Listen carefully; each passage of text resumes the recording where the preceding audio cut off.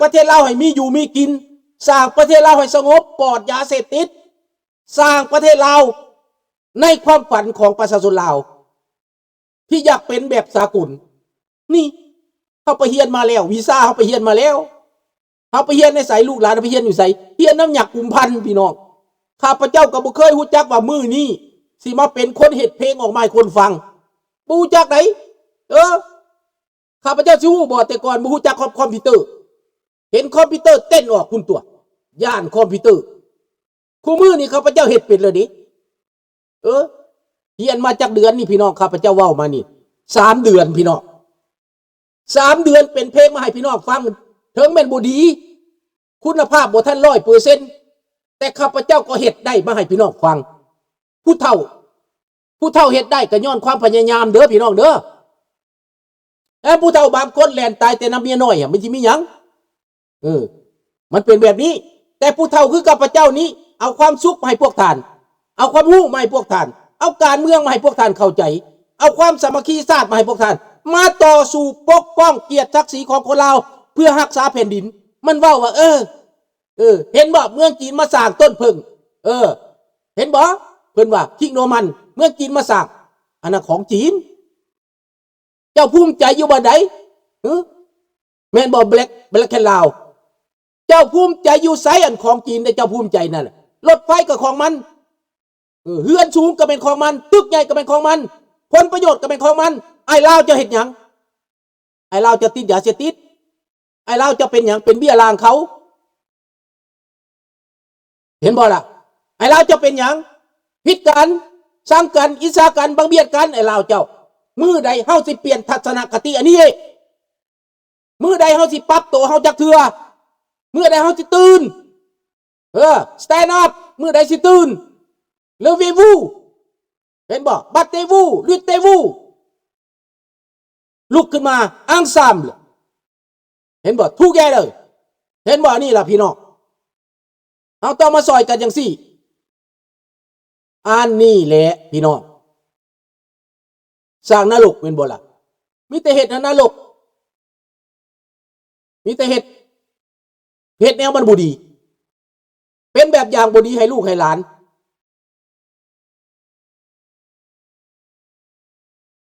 แม่นแล้วเมาตัณหาลืมลูกลืมหลานผู้เฒ่าเมาตัณหาลืมลูกลืมหลานตัณหากลับอีบ่สงสัยตัณหากลับพี่น้องก็อย่าว่ากันให้ฮู้จักความแหนไปก็ได้ไปก็คือถึงลูกถึงหลานแหนไปก็ได้พยายามแล้วก็มาตัวสิไปหลงเขาหยังสิไปให้เหล้าแดงยั่วไส้เฮ็ดหยังพี่น้องมาตัวกลับบ้านกลับเมืองตัวมาเบิ่งลูกเบิ่งหลานพี่มันเป็นอย่างสั้นไหนพี่น้องดังนั้นพี่น้องเขาต้องรวมมือกันสนับสนุนเจ้าฟ้าทรายสุริวงศ์สว่างเขาบ่ได้ถืออาวุธพี่น้องเขาถือความสามัคคีเขาถือปัญญาเขาเสียสละคือจังซี่แหละผู้หนึ่งแต่งเพลงให้ผู้หนึ่งก็ให้กำลังใจให้ทิปให้ยังมาเป็นการประกอบส่วนเบิดพี่น้องข้าพเจ้าบ่ได้ลืมเด้เห็นบ่คือผู้ที่เคยให้ทิปมาก็ส่วนใหญ่ก็เป็นอามิโกย่าอ้ายผู้อยู่รัฐนิวแฮมป์เชอร์อีกหลายๆคนเพิ่นให้กำลังใจมาหลายคนข้าพเจ้าบ่สามารถเว้าสื่อเพิ่นได้เพราะเพิ่นรักษาสื่อเพิ่นสนับสนุนรายการให้มันเข้มแข็งให้มันเป็นการสื่อสารเพิ่นเติมเสื้อเพิ่งเพิ่นเติมน้ำมันให้ว่าซั่นไปให้กำลังใจข้าพเจ้าเพื่อข้าพเจ้ามีแฮงเว้ามีแฮงคิดมีแฮงค้นคว้าหาเห็นบ่ล่ะและมีแฮงประสานงานกับราชวงศ์เห็นบ่ล่ะเป็นจังซั่นได้ท่านสมชายและเป็นหยังเฮาสิมานอนเสยอยู่บ่แม่นสิเป็นแต่ผู้เฒ่ามาเกื้อคืนอย่างเดียวเด้แม่นบ่กุ้งเป็นผู้เฒ่าต้องให้มันมีค่าราคาเป็นตำรับตำราให้ลูกหลานภายซ้อยทั้งใหญ่และน้อยจะได้เฮียนหู้นำกันได้พี่น้องเอ้ยดังนั้นการบ้านการเมืองนี่น่ะเขาตัวเฮามา50 ปีแล้วสบายดีสมพร เขาทำลายเขามา50 ปีแล้วเป็นยังเขาสิมานอนหลับอยู่บ้านเมืองเขาบรรงามแต่แท้พวกท่านเห็นที่ข้าพเจ้าลงใส่เพลงน่ะงามธรรมชาติบ่ได้ก็งามเบิดดีกว่าญี่ปุ่นบ้านเฮานี่น่ะถ้าสร้างมันเป็นญี่ปุ่นเขาน้ำลายเหือยปุ่นญี่ปุ่นเดี๋ยวนี้มาเฮ็ดหยังมาปลูกมากาแฟแทนคนลาวนั่นคันเว้ามาแล้วมาแปะโลดเนาะน้องจันทวีขอบอกขอบใจหลายๆเด้อให้กำลังใจมาค่ากาแฟมาแล้วมื้อนี้อีกแล้วได้กาแฟขวดใหญ่ได้นี่น่ะขอบใจหลายๆเด้อน้องเด้อให้เจ้าสุขภาพแข็งแรงอย่าอยู่ดีมีแรงเด้อให้เจ้าร่ำเจ้ารวย100 เท่า1,000 เท่าที่เจ้าให้มาเด้อให้เจ้าห่างเจ้ามีเจ้าอยู่ดีมีแรงเจ้าร่ำเจ้ารวยเจ้าถึงหวยรวยเบอร์เจ้าสุขภาพเข้มแข็งและก็ครอบครัวอุดมสมบูรณ์เด้อน้องเด้อขอบอกขอบใจหลายๆ$20 US เพิ่นให้มาน่ะนี่มันเป็นกำลังใจมันเป็นยาน่ะพี่น้องมันเป็นยาให้ข้าพเจ้าสู้มันเป็นยาที่ให้ข้าพเจ้าพัวพันกับทุกคนผู้ใดได้อันใดก็ให้อันนั้นย่านางหลวงก็แต่งเพลงให้ผู้เฒ่าหลายคนก็โทรมาให้กำลังใจเขียนมาเบิ่งคอยเบิ่งเจ้าอยู่เด้อคอยติดตามเจ้าอยู่เด้อเห็นบ่อ้าวอามิโกก็ให้มาอีกแล้วหั่นเห็นบ่ล่ะอีก$20ให้เจ้าอยู่ดีมีแฮงเด้อเจ้าร่ำเจ้ารวยเด้ออามิโกเด้อให้เจ้าโชคเจ้าลาภคึดเงินให้ได้เงินคึดทองให้ได้ทองให้หลั่งไหลกองเทมาเด้ออันนี้แหละนี่คือกำลังใจอย่างบ่ขาดสายพี่น้องเป็นกำลังใจอย่างหนึ่งคนเฮาน่ะรถบ่มีน้ำมันมันไปบ่ได้รายการนี้บ่มีการสนับสนุนก็ไปบ่ได้มันจมมันล่มสมมุติร้องเพลงบ่มีคนฟังร้องไปร้องมาก็เมื่อยได้แม่นบ่ล่ะเห็นบ่ล่ะอันนี้คือกันว่าไปว่ามาเป็นประโยชน์ให้ชาติให้บ้านให้เมืองลูกหลานอยู่ในประเทศได้ฟังเขาดีใจคนลาวในประเทศน่ะว่าโอ้ยลุงเอ้ยหลานนี่ท่าเด้อท่าเจ้าเพิ่นมาเด้อท่าเสด็จเพิ่นมาเด้อเมืองลาวนี่เบื่อแห้งแล้วพวกหานี่น่ะเขาว่าจังซี่ใดเบื่อแห้งหลายเพิ่นได้มาสิตายพวกนี้น่ะเวรกรรมที่มันสร้างบาปกรรมที่มันสร้างมันจะได้รับกรรมบ่โดนดอกดังนั้นคนลาวทั่วโลกนี้ต้องสามัคคีกันใกล้เข้ามาทุกทีอเมริกากำกับในเมืองลาวแล้วเดี๋ยวนี้น่ะกำกับแล้วเอาไปหาเวียดนามแล้วเวียดนามนี่ต้องยอมถ้าบ่ซั่นบ่ได้ค้าบ่ได้ขายกับอเมริกาเขาเว้าแล้วอเมริกาเขาบ่ยากที่จะปล่อยเมืองลาวนี่น่ะเขาบอกแก้วเจ้าพ่อแล้วเจ้าเอามา50 ปีแล้วเจ้าพ่อเจ้าได้เซ็นสัญญากับอเมริกาพอแห้งแล้วอเมริกาเว้าคำเดียวแก้วถอยโลดเดี๋ยวนี้เขาบอกข้าพเจ้าว่าปัญหานั่นบ่แม่นกับแก้วเดี๋ยวนี้อเมริกาบอกข้าพเจ้าอันนี้ความจริงแน่น้องจันทวีน้องลานอเมริกุเป็นความจริงอเมริกาว่ากับข้าพเจ้าผู้สำคัญของท่านโดนัลด์ทรัมป์ว่าเวียดนามบ่แม่นปัญหา no problem เขาว่าเวียดนามมันยอมถอยแล้วเพราะว่ามันอาศัยอเมริกาค้าขายอเมริกาว่ามันฟังอเมริกาเข้าลาวได้สบายเข้าเวียดนามได้สบายนี่เข้าเขมรได้สบายเข้าไทยได้สบายอเมริกาเนี่ยสำคัญที่สุดในตอนนี้จีนจีนในตอนนี้มีปัญหาคนรถไฟลงมาคนทหารลงมาอเมริกาจะจัดการกับเจกตอนนี้นะจัดการกับเจกเห็ดมันไต้หวันถ้ามึงบอกปล่อยเมืองลาวกูที่ปกป้องไต้หวันขอโทษเด้อเขาว่ากูเด้ออเมริกาเว้าได้โดนัลด์ทรัมป์เว้าได้มึงบอกปล่อยบ่เมืองลาวนี่นะมึงบอกปล่อยกูที่สนับสนุนไต้หวันสนับสนุนฟิลิปปินส์สนับสนุนญี่ปุ่นสนับสนุนเกาหลีใต้สนับสนุนอินโดนีเซียสนับสนุนบัดแถวนั้นตายไอ้เจ็ด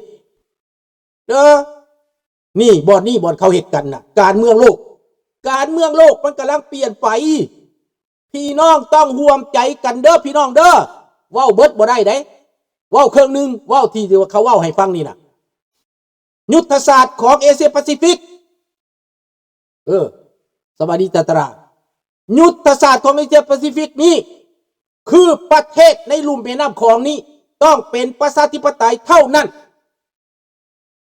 ประเทศใดบ่เป็นประชาธิปไตยตกหล่นพี่น้องค้าขายบ่ได้เขาบ่เอาเขาแซงชั่นอันนี้เขาเว้าแล้วแจ้งสิเป็นไทยสิเป็นเขมรถ้าว่ายังเป็นเผด็จการอยู่บ่ได้จักประเทศ ตัดเบิดดังนั้นจำเป็นต้องปฏิรูปเป็นประชาธิปไตยเท่านั้นลาวคือกันเขมรคือกันเวียดนามคือกันต้องเป็นประชาธิปไตยต้องค่อยๆปล่อยลงสบายดีโอโปดังนั้นมหาอำนาจนี่เขาต้องการอย่างประชาธิปไตยให้ประชาชนมีสิทธิ์มีส่วนสบายดีท่านมุนโฮมตื่นเต้นเด็กเทข้างเงินนั่นฮาวายเพิ่นตื่นเด็กแค่นี้นะดังนั้นพี่น้องอเมริกาเขามีแผนการแล้วสำหรับเวียดนามนี่เขาเว้าง่ายๆเวียดนามยอมประเทศไทยประเทศมันลาวกับพัฒนาประเทศลาวดังนั้นจีนปัญหาใหญ่นี้เขาต้องบอกกับจีนว่าเจ้าค้าขายกับลาวได้เจ้าค้าขายกับเวียดนามได้เจ้าค้าขายกับไทยได้แต่เจ้าอย่ากวมทางการทหารเจ้าอย่ามาแทรกซ่อนการเมืองเจ้าอย่าอินเตอร์เฟียร์อันนี้อเมริกาเว้าถ้าเจ้าอินเตอร์เฟียร์คอยก็อินเตอร์เฟียร์เขาบอกคอยสิอินเตอร์เฟียร์อยู่ไสจีนคอยสิอินเตอร์เฟียร์อยู่ไสญี่ปุ่นคอยจะลัดทางเจ้าคอยจะปิดท้องแคบมาลากาคอยจะปิดเจ้าจะไปสร้างน้ำมันอยู่ไสคอยจะหลอกไว้เบิดเอาแม่เจ้าอย่างนี้อเมริกาละจีนทุ่มเงินหลายพันล้านเฮ็ดท่อไปผ่านนั้นพม่าไปอ่าวบางกอกเพื่อว่าที่บ่ผ่านสองแก้มาลากาถ้าเกิดสงครามแต่อเมริกาก็ไปลัดไปแล้วไปอัดไปบ่อนอินโดนีเซียไปอัดบ่อนว่าอินเดียนั่นแหละนั่นไปอัดบ่อนว่าอันนั้นเป็นหยังอันน่ะประเทศพม่าหั่นนะนั่นแหละลัดกอทุเลนั่นอเมริกาเข้าไปเบิดแล้วพี่น้องอเมริกาไปช่วยสนับสนุนลัดเกาะทุเลเพื่อปกป้องประเทศไทยไว้เห็นบ่อันนี้แหละสบายดีเป็นความจริงอินโดจีนและเอเชียนตะวันออกเฉียงใต้จีนขึ้นเขามีแผนอยู่แล้วเวียดนามนั่นเขาหู้ตัวรัฐบาลลาวนั่นไม่บ่มีทางรอดรัฐบาลลาวมีทางรอดข้าพเจ้าจะร่วมมือกับสปป.ลาวนี่ให้มันยอมจำนนจะบอกคนลาวทั้งโลกนี่ร่วมมือกันเฮ็ดคือเจียงไคเซกกับคอมมิวนิสต์ข้าวนั่นจับมือกันตีญี่ปุ่นนั่นอันนี้เขาก็จับมือตีกันกับบักจีนเตะมันออกไปรวมมือกันจับเตะมันออกไปเอาอเมริกามาหนุนถามว่าจีนกล้าสู่อเมริกาบ่พี่น้องขึ้นเบิ่งเด้อแม่นบ่ท่านสมคิดถามว่าจีนกล้าบ่ในตอนนี้โดนัลด์ทรัมป์ทหารลาวตำรวจลาวในอเมริกาเขาอยู่ในปันตะกอนเขาก็บอกว่าเมืองลาวนี่ต้องเปลี่ยนขอให้ท่านทำสวยอเมริกาเป็นหนี้บุญคุณคนลาวได้คนลาวสวยอเมริกามาลายแต่สงครามเวียดนามคนลาวตายย้อนอเมริกาเหตุสงครามเวียดนามอเมริกาฮู้อยู่แก่ใจและพวกเขาเป็นยังบ่ทวงปัญหานี้เอาร่วมมือกับราชวงศ์ทวงเอาเรื่องนี้ทวงให้มีการเปลี่ยนแปลงทวงให้มีการปฏิรูปพวกลาวแดงมันบ่อยากให้เฮามีกำลังมันอยากตัดให้เฮาแตกแยกกันมันก็มาแทรกแซงว่าเดี๋ยวนี้นะเอาทุ่งมาใส่น้ำกันอยู่อเมริกาเพิ่นเฮ็ดน่ะเอาทุ่งกาเดือนเพิ่นช่วยโอกาสนี่เอาทุ่งกาเดือนมาเผยแผ่ได้พวกลาวอยู่อเมริกาก็บ่จักแนวสิเฮ็ดบ่จักแนวสิเฮ็ดเห็นมันเอาทุ่งขึ้นมาให้มันเฮ็ดฟ้องตัวพี่น้องให้มันเป็นตัวอย่างด้วยทุ่งคอมมิวนิสต์น่ะมึงจะเอาทุ่งคอมมิวนิสต์มาเผยแผ่ในอเมริกาวะเฮ็ดแม่ฟ้องโลดข้าพเจ้านี่ฟ้องโลดพวกเจ้าเป็นประชาชนอเมริกาฟ้องได้พี่น้องมันบ่ได้ยากได้พี่น้องเขียนจดหมายไปฟ้องเขียนจดหมายไปหาดีพาร์ตเมนต์เขาแต่ละรัฐแต่ละสเตทแล้วก็แต่ละเซเนเตอร์เลจิสเลเตอร์เจ้าเข้าไปพบเขาได้โลดอันนั้นคือการฟ้องข้าพเจ้าฟ้องพวกคอมมิวนิสต์ในแคนาดาข้าพเจ้าเห็นแบบใดมันมีสถานีอันหนึ่งตั้งขึ้นมาเป็นเอาเงินรัฐบาล